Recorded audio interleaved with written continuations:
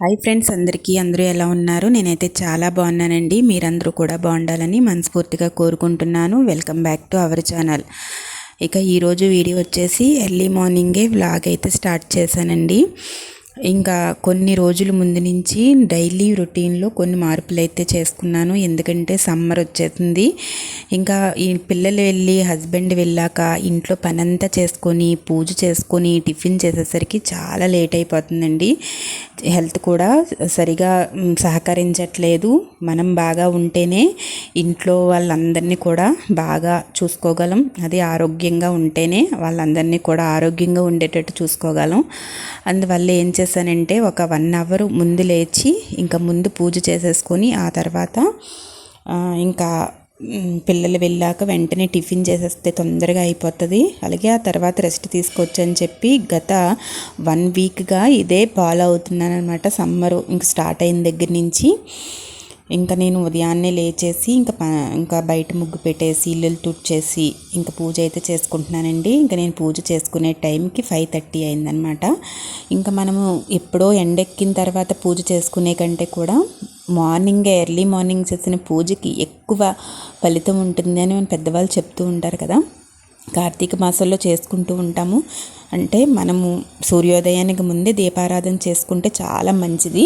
కానీ అందరికీ అది అవ్వదు కదండి. కానీ ఎంత కష్టమైనా సరే ఇంకా కొన్ని రోజులు నేను ఎంతవరకు చెయ్యగలను, నాకు ఓపిక ఉన్నంత వరకు చేసుకోవాలని చెప్పి మార్నింగే లేచేసి ముందు పూజ అయితే చేసేసుకుంటున్నానండి. ఏది ఏమైనా సరే పూజనైతే మాత్రం స్కిప్ చేయను అనమాట.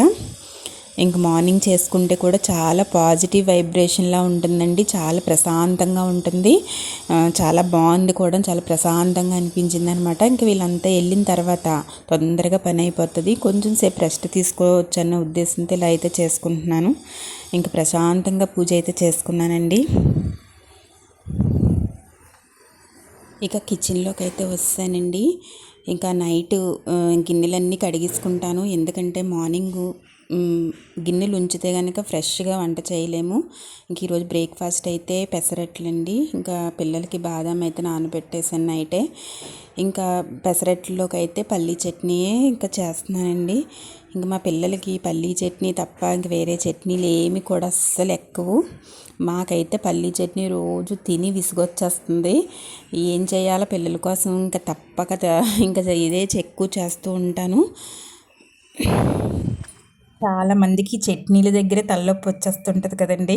ఏ చట్నీ చేయాలో కూడా అర్థం కాదు. ఇక పెసలు అయితే మిక్సీ చేసేసుకుంటున్నాను.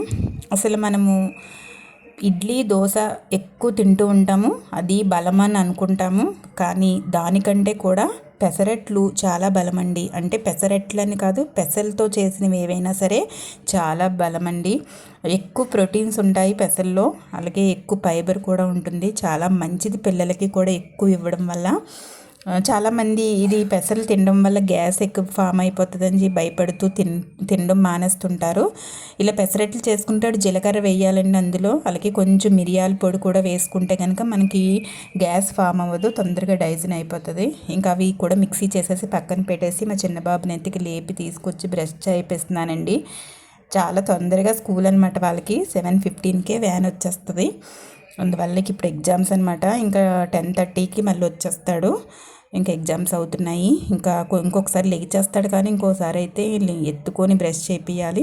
ఇంకా వాడు అయితే బ్రష్ చేపించేసినాక ఇక్కడ కర్రీకి అయితే ఇంకా ఆనియను అలాగే ములక్కాయ కర్రీ అయితే వండుతున్నానండి. ఇంక ఇందులో ఏం టమాటాలు లేకుండా ఉట్టి ఉల్లిపాయతోనే కర్రీ చాలా బాగుంటుంది. కొంచెం కూర కలుపుకుంటే ఎక్కువ అన్నం అదే కలుస్తుంది అనమాట.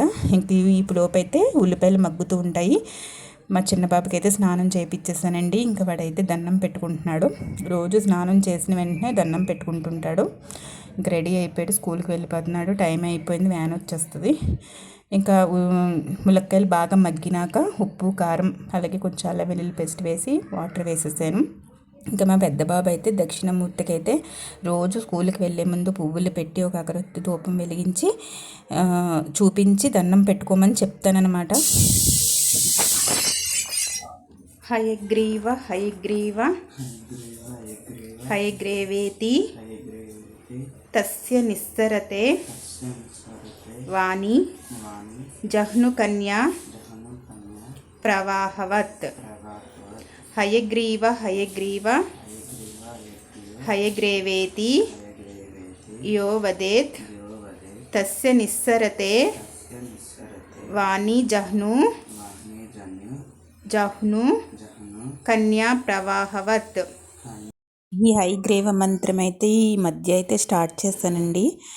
పిల్లలకి చదువులో బద్ధకం లేకుండా చురుకుగా ముందుకు వెళ్ళడానికి, చదువులో కొంచెం రాణించడానికి చాలా ఉపయోగపడుతుందని నేను ఒక దగ్గర అయితే చూశానన్నమాట. ఇది ఒక 11 days అయితే చదివిస్తున్నాను రోజు ఉదయం.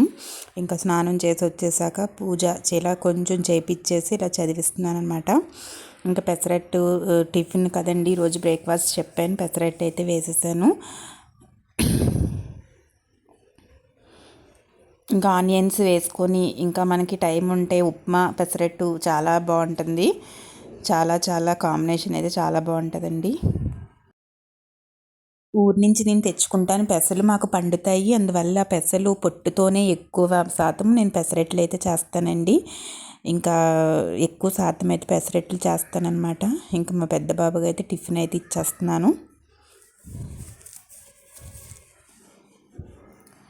ఇంకా నైట్ రసం అయితే ఉండిపోయిందండి, అందుకే ఈరోజు రసం చేయలేదు. ఇంక మా హస్బెండ్కి అయితే బాక్స్ అయితే పెట్టేస్తున్నాను. మాకు పిల్లలిద్దరు కూడా హాఫ్ డేస్ అనమాట. ఇంక మధ్యాహ్నమే వచ్చి లంచ్ చేస్తారు.